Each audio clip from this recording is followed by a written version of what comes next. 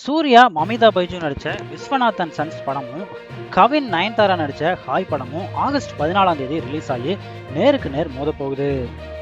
நாளே நாள்ல 210 கோடிக்கும் மேல வசூல் பண்ணியிருக்கிற ஜனநாயகன் படத்தோட சேர்ந்து விஜய் நடிப்புல வெளிவந்த 9 படங்கள் 200 கோடிக்கும் அதிகமா வசூல் பண்ணியிருக்கு. இந்த சாதனையை இந்திய அளவில் எந்த ஒரு நடிகருமே செஞ்சதில்லை அப்படின்னு நியூஸ் வந்திருக்கு. ஜூலை 17 ரிலீஸ் ஆன தி ஒடிசி படம் 10 நாட்கள்ல உலகம் ஃபுல்லா 6170 கோடி வசூல் பண்ணியிருக்கான். இந்தியாவில் மட்டும் 140 கோடி வசூல் பண்ணியிருக்கு. டாப் ஹீரோக்களோட அதிர்ஷ்ட நாயகியா இருக்காங்க த்ரிஷா. இதுவரைக்கும் விஜய், அஜித், சூர்யா இவங்க 3 பேருக்குமே அதிக வசூல் செஞ்ச படங்களோட ஹீரோயின் த்ரிஷா தான்.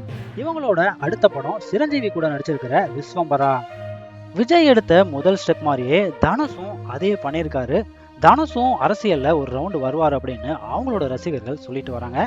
அதாவது விஜய் 2009 வருஷம் ஜூலை 27 தான் மக்கள் இயக்கத்தை தொடங்கினாரு. நலத்திட்ட உதவிகள் செஞ்சுட்டு இருந்தாரு. அதை மனசுல வச்சுதான் ஜூலை 27ஆம் தேதி தனுஷும் அதே மாதிரி நலத்திட்ட உதவிகளை வழங்கியிருக்காரு அப்படிங்கிற நியூஸ் வந்திருக்கு.